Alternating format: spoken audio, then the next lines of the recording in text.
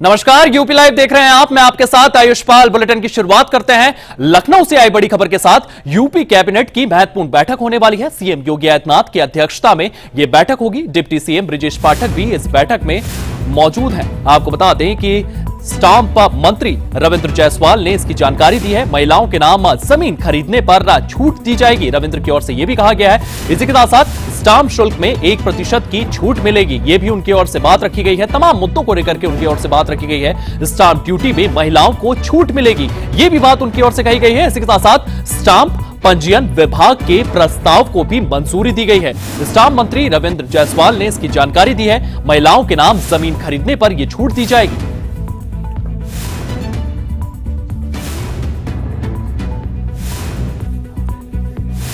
तो लखनऊ में UP cabinet की अहम बैठक का सीएम योगी की अध्यक्षता में यह बैठक हुई है। आपको बता दें डिप्टी सीएम ब्रजेश पाठक भी इस बैठक में मौजूद रहे हैं। स्टाफ मंत्री रविंद्र जायसवाल ने तमाम जानकारियां इस दौरान दी।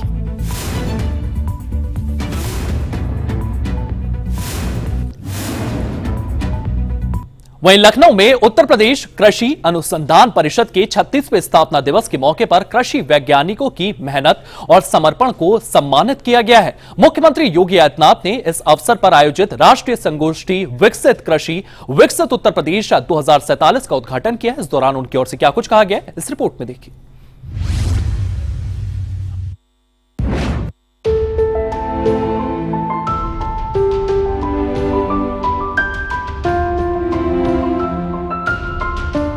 लखनऊ में उत्तर प्रदेश कृषि अनुसंधान परिषद ने अपना 36वां स्थापना दिवस धूमधाम से मनाया। इंदिरा गांधी प्रतिष्ठान में कृषि वैज्ञानिक सम्मान समारोह और राष्ट्रीय संगोष्ठी विकसित कृषि विकसित उत्तर प्रदेश 2047 का आयोजन हुआ। का उद्घाटन मुख्यमंत्री योगी आदित्यनाथ ने किया।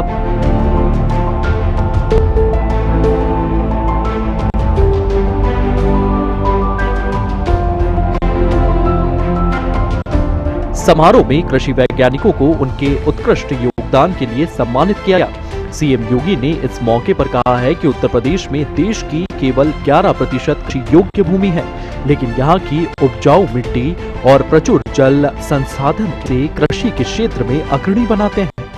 उत्तर प्रदेश इस दृष्टि से कृषि और कृषि अनुसंधान के देश से प्रकृति और परमात्मा की कृपा का एक प्रदेश है। हमारे पास विविध कृषि भूमि है। हमारे पास पर्याप्त जल संसाधन है।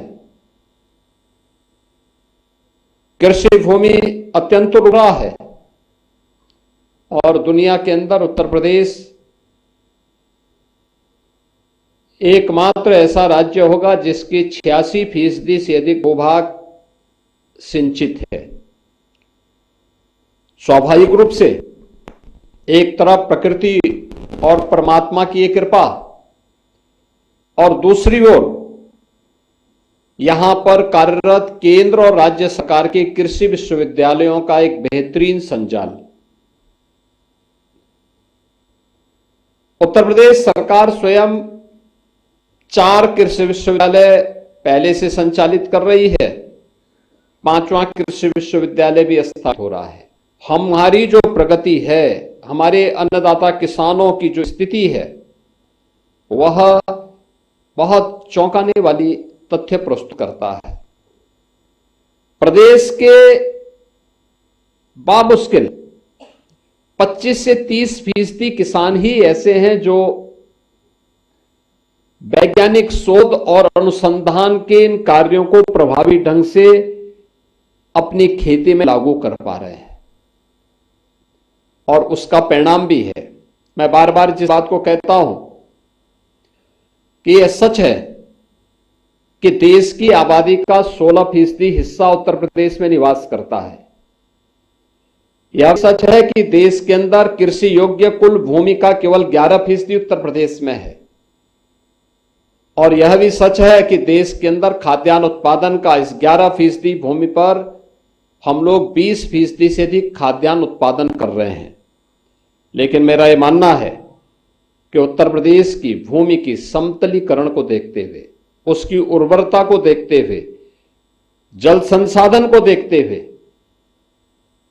अभी इसमें इससे 3 गुना अधिक उत्पादन लिया जा सकता है, लेकिन इसके लिए हमें कृषि शोध और विकास को आगे बढ़ाने के लिए पूरी प्रतिबद्धता के साथ आगे बढ़ना पड़ेगा। इस संगोष्ठी में कृषि वैज्ञानिक नीति निर्माताओं ने हिस्सा लिया।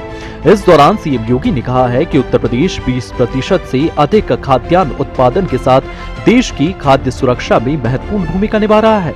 उन्होंने वैज्ञानिकों से अपील की है कि वे प्रयोगशालाओं से निकलकर खेतों में जाएं और किसानों को जैविक खेत, जलवायु के अनुकूल बीज और आधुनिक तकनीकों के बारे में जागरूक करें।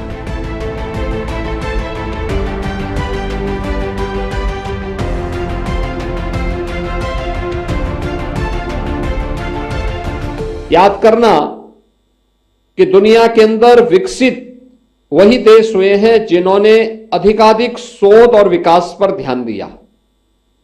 वे अलग अलग क्षेत्र में हो सकते हैं। किसी ने स्पेस साइंस में किया होगा, किसी ने आईटी एंड इलेक्ट्रॉनिक्स के फील्ड में किया होगा, किसी ने एटॉमिक्स साइंस में आगे काम किया होगा। अलग अलग फील्ड में जिसने जहां पर उसको दिया वह उस क्षेत्र में आगे बढ़ा। और हमारा यह मानना है कि उत्तर प्रदेश के अंदर इस क्षेत्र में केवल देश का ही नहीं दुनिया का पेट भरने की सामर्थ्य है।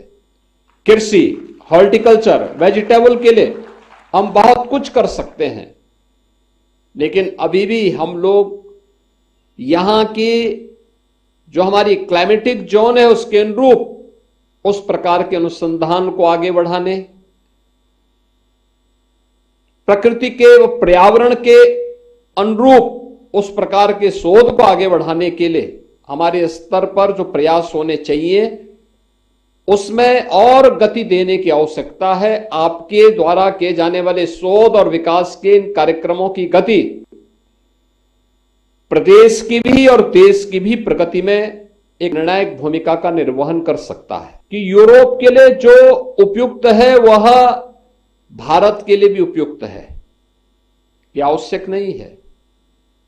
हमें भारत के अनुरूप, यहां की जलवायु के अनुरूप, यहां की मिट्टी के अनुरूप उस प्रकार के शोध और विकास को आगे बढ़ाने के लिए अपने आप को तैयार करना होगा। उस प्रकार के कार्यक्रमों में हमें लगातार प्रयास करने होंगे और मैं मानता हूं ये सभी संभावनाएं उत्तर प्रदेश के अंदर छुपी हुई है। देश के यशस्वी प्रधानमंत्री आदरणीय श्री नरेंद्र मोदी जी ने देशवासियों के सामने जो लक्ष्य तय किया है वह लक्ष्य 2047 में एक विकसित भारत का है। स्वाभाविक रूप से विकसित भारत के लक्ष्यों को प्राप्त करने की दिशा में राज्यों को भी अपनी अपनी भूमिका का निर्वहन करना है। राज्यों की उस भूमिका के लिए हमें विकसित उत्तर प्रदेश बनाना है। विकसित उत्तर प्रदेश बनाने के लिए हमें उन सभी क्षेत्रों में अपनी उन संभावनाओं को तलाशना है। आज हमने तय किया है, भारत सरकार ने तय किया है कि 2027 में भारत $5 ट्रिलियन की इकोनॉमी बनेगा। लखनऊ में यूपी कृषि अनुसंधान परिषद का 36वां स्थापना दिवस उत्तर प्रदेश की कृषि समृद्धि की दिशा में एक नया कदम साबित होगा।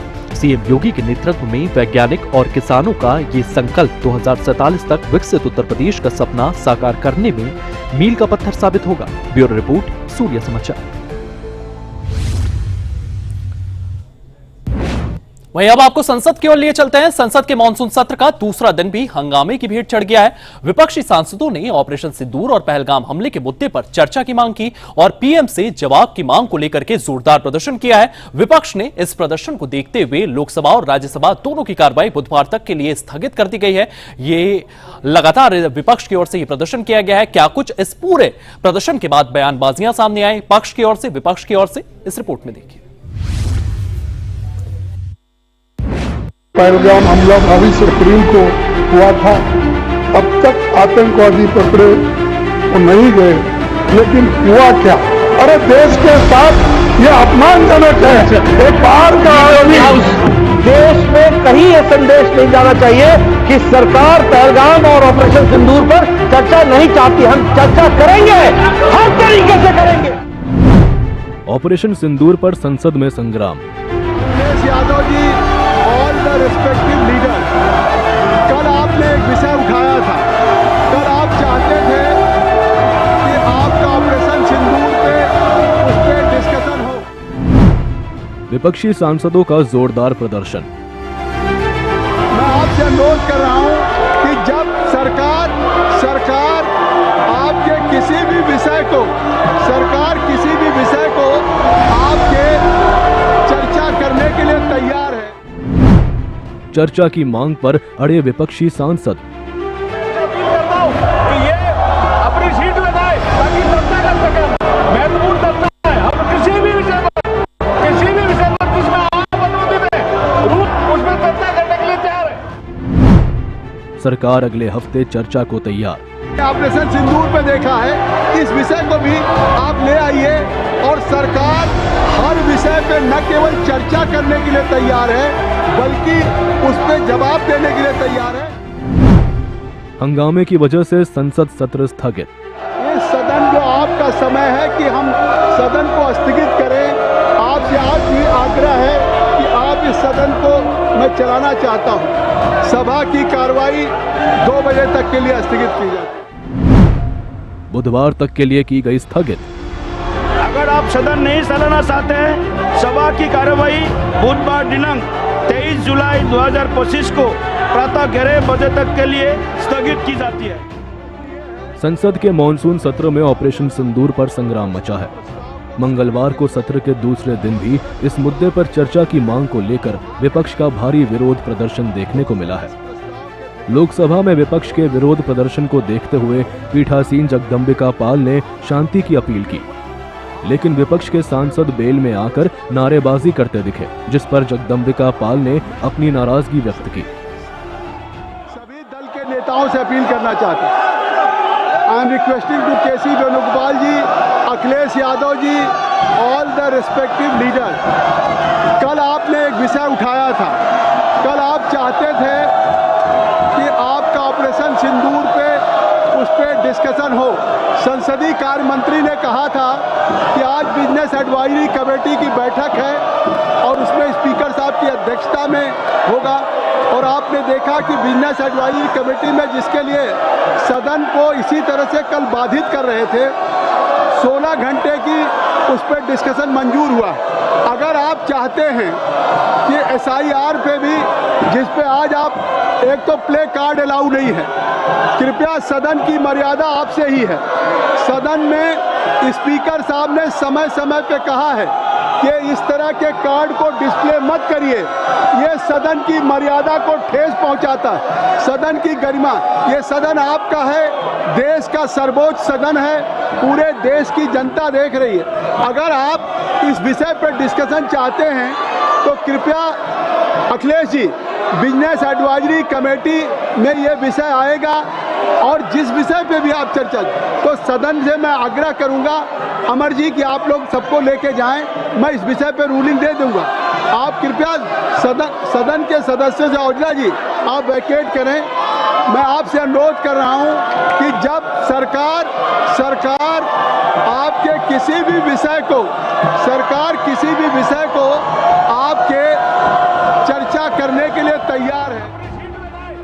विपक्ष के इस हंगामे के बीच संसदीय कार्य मंत्री अर्जुन राम मेघवाल ने सदन को अवगत कराया कि सरकार हर मुद्दे पर चर्चा को तैयार है, लेकिन विपक्ष को नियम के तहत आना चाहिए। अपनी सीट लगाए ताकि चर्चा कर सके। हम महत्वपूर्ण चर्चा है। हम किसी भी विषय पर जिसमें आप अनुमति दें, रूल्स के तहत उसमें चर्चा करने के लिए तैयार है। ये हमारा अपोजिशन पार्टी के लीडर सब यहाँ मौजूद हैं। हम लोगों ने कभी किसी विषय पे चर्चा का फाइनल निर्णय हम लोगों ने बीएससी में पूरा अभी फाइनल नहीं किया गया। बीएससी में ये चर्चा हुई थी कि सबसे पहले ऑपरेशन सिंदूर पे चर्चा होगी और उसका समय भी तय किया गया है। अब एक साथ में सारे मुद्दे को चर्चा करना चाहते हैं कैसे संभव हो सकता है, जबकि उन्होंने भी एग्री किया है, हमने टाइम भी फिक्स कर चुका है, किस नियम पे चर्चा करना है उसका फाइनल करना है। हर समय यहाँ ये तकिया लेकर के जो नियम के विरुद्ध में जो प्रदर्शन करता है, मैं उसका खंडन करता हूँ, ये निंदनीय है। बता दें कि सरकार ने ऑपरेशन सिंदूर और पहलगाम हमले पर चर्चा के लिए अगले हफ्ते का समय दिया है, लेकिन विपक्ष इसी हफ्ते में चर्चा की मांग उठा रहा है और इस वजह से राज्यसभा और लोकसभा की कार्यवाही दूसरे दिन भी बाधित हुई। ब्यूरो रिपोर्ट, सूर्य समाचार।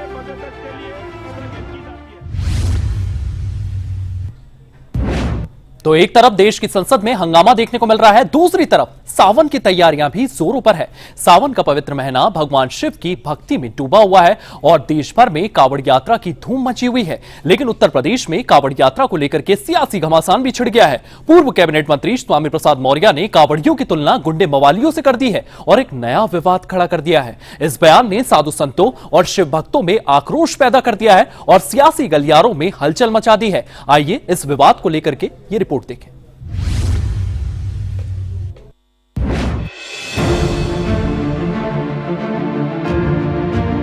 सावन के दूसरे सोमवार और आगामी शिवरात्रि के बीच उत्तर प्रदेश में कावड़ यात्रा अपने चरम पर है। लाखों शिव भक्त गंगा जल लेकर हर हर महादेव की जयकारे के साथ अपने मंदिरों की ओर बढ़ रहे हैं। लेकिन इस भक्तिमय माहौल में स्वामी प्रसाद मौर्य के एक बयान ने तूफान खड़ा कर दिया है। मौर्य ने कावड़ियों को गुंडे माफिया करार दिया है। स्वामी प्रसाद मौर्य का ये बयान उनके पहले के विवादित बयानों की कड़ी में देखा जा रहा है। बीजेपी ने इसे हिंदू विरोधी करार देते हुए मौर्य और उनकी पार्टी पर निशाना साधा है।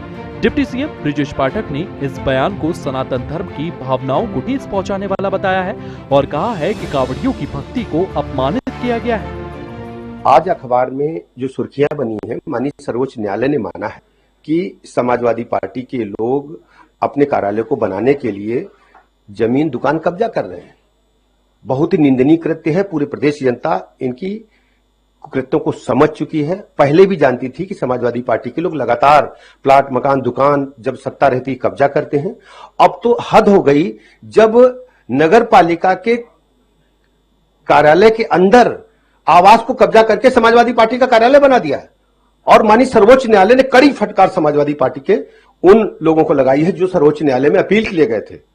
मैं कड़ी निंदा करता हूं और पूरे प्रदेश के लोग इसे गंभीरता से लें कि समाजवादी पार्टी जब जब सत्ता में रही है हमेशा प्लाट, मकान, दुकान कब्जा करना इनकी प्राथमिकता रही है। इस विवाद ने कावड़ यात्रा में भक्तिमय माहौल पर असर डाला है। गाजियाबाद, मेरठ, बुलंदशहर और हापुड़ में कावड़ियों की भारी भीड़ के बीच प्रशासन ने सुरक्षा के कड़े इंतजाम किए हैं।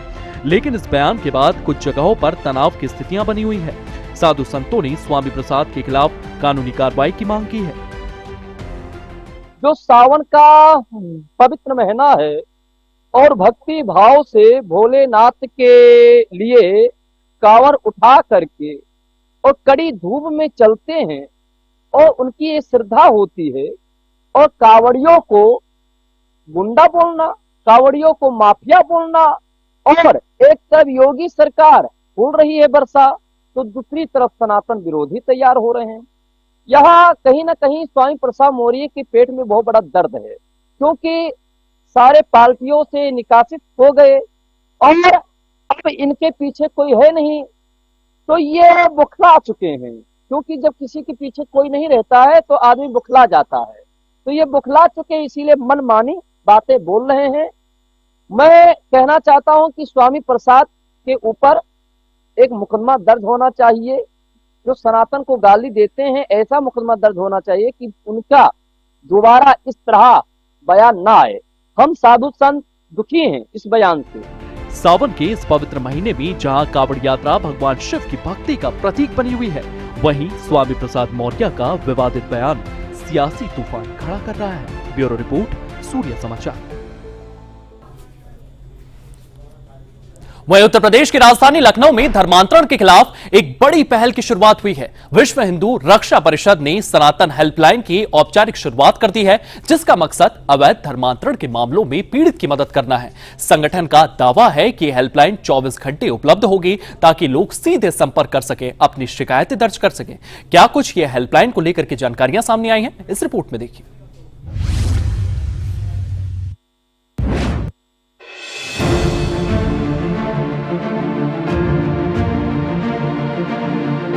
लखनऊ में विश्व हिंदू रक्षा परिषद ने 22 जुलाई को सनातन हेल्पलाइन की औपचारिक शुरुआत की। ये हेल्पलाइन गोमती नगर में स्थापित 24/7 कॉल सेंटर के रूप में काम करेगी, जहां पुरुष और महिला कर्मचारी पीड़ितों की शिकायतें सुनेंगे।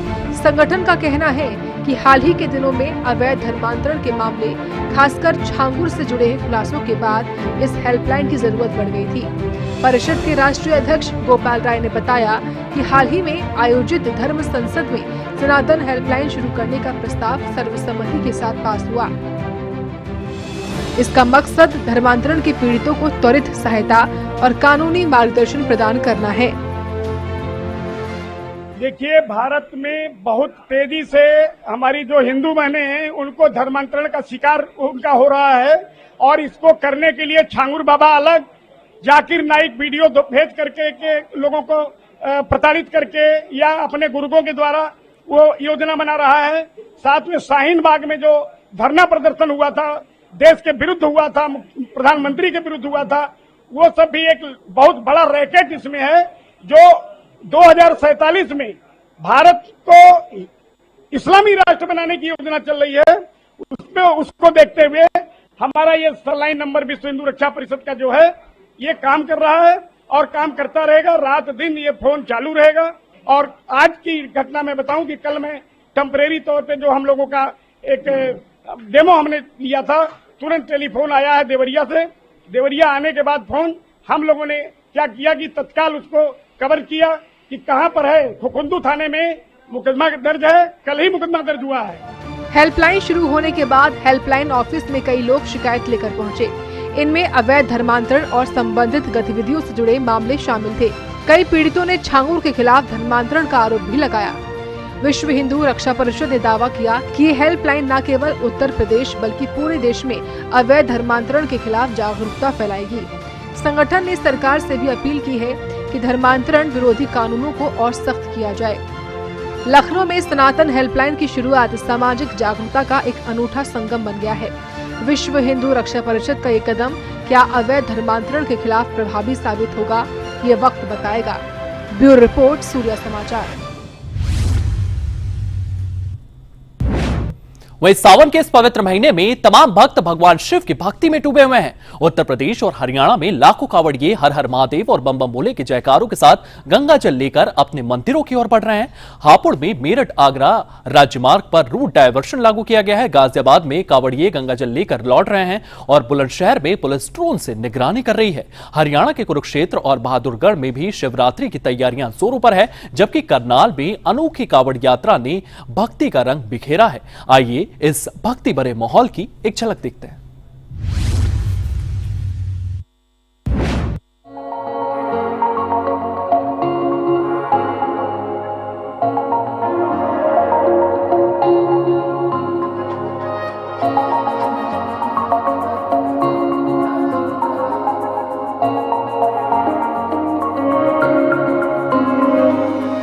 सावन की दूसरी सोमवारी के साथ ही कांवड़ यात्रा अपने चरम पर है। हापुड़ में मेरठ आगरा राजमार्ग पर कांवड़ियों की सुविधा और ट्रैफिक व्यवस्थाओं के लिए रूट डायवर्जन लागू किया गया।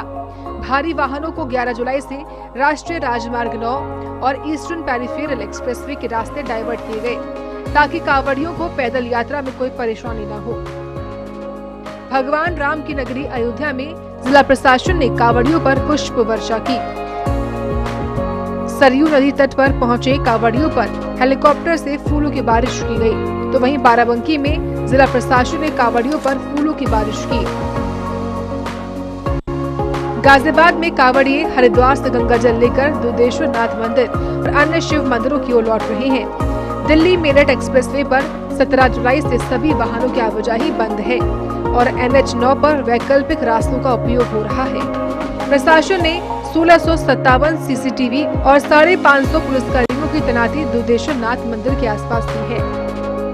बुलंदशहर में कांवड़ यात्रा की सुरक्षा के लिए पुलिस ने ड्रोन कैमरों से निगरानी शुरू कर दी है। SSP ने बताया कि 200 बाइक मोबाइल फैंटम और 176 कैंप कांवड़ मार्ग पर लगाए गए हैं। गंगा घाटों पर साफ सफाई और स्नान की पूरी व्यवस्था की गई है ताकि शिव भक्तों को कोई असुविधा न हो। वहीं हरियाणा के कुरुक्षेत्र में सावन शिवरात्रि की तैयारियां पूरी हो गई हैं। मंदिरों को फूलों और रोशनी से सजाया गया है और जलाभिषेक के लिए विशेष प्रबंध किए गए हैं।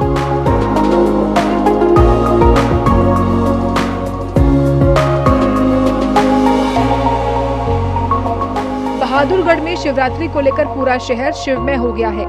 डाबौदा गांव के युवाओं ने अनोखी पालकी कावड़ बनाई है, जिसमें शिवलिंग और भगवान भोलेनाथ की प्रतिमा के साथ हरिद्वार से गंगा जल लाया गया है। डीजे की धुन पर नाचते हुए कलाकारों ने बम बम भोले के जयकारों से माहौल को भक्तिमय बना दिया है। शिवरात्रि के बाद लगातार मंदिरों में जल को लेकर पूरी तैयारियां की गई हैं। आज रात 12 बजे से शिवरात्रि पर्व को देखते हुए मंदिरों में जलाभिषेक किया जाएगा। मैं मौजूद हूँ क्षेत्र के मंदिर में, जो गंजल महादेव मंदिर दुखों को भरने वाला मंदिर है। यहाँ पर लगातार जलाभिषेक किया जा रहे हैं और कल यानी कि मंदिरों में पूरी तरह से श्रद्धालुओं की भीड़ उमड़ेगी और लगातार जो हरिद्वार से कांवड़िए जल लेकर चले हुए हैं वो यहाँ पर मंदिरों में जलाभिषेक करते हुए नजर आएंगे। कई कांवड़िए गोमुख से, गंगोत्री से चले हैं। लगातार मंदिर की बात की जाए तो मंदिर को पूरी तरह से सजाया गया है। कुरुक्षेत्र का दुखभंजन मंदिर, महादेव मंदिर, और यहाँ पर श्रद्धालु पूरी तरह से उमड़ेंगे। लगातार श्रद्धालुओं की बात की जाए तो आप देख सकते हैं मंदिर को किस तरह से सजाया गया है। हालांकि सावन के पवित्र महीने में मंदिरों में जो कांवड़िए हैं वो लगातार पहुंच रहे हैं, श्रद्धालु लगातार पहुंच रहे हैं और मंदिरों में जलाभिषेक करेंगे। करनाल में 4 दोस्तों की अनोखी कांवड़ यात्रा चर्चा में है। ये दोस्त 81 लीटर गंगाजल की कांवड़ लेकर हरिद्वार से बड़ा गांव पहुंच चुके हैं। 16 जुलाई से शुरू हुई उनकी यात्रा 23 जुलाई को स्थानीय शिव मंदिर में जलाभिषेक के साथ पूरी होगी। रंग बिरंगी कांवड़े और बम बम भोले के जयकारों ने करनाल की सड़कों को भक्तिमय बना दिया है। हम करनाल से निकले थे 16 तारीख को।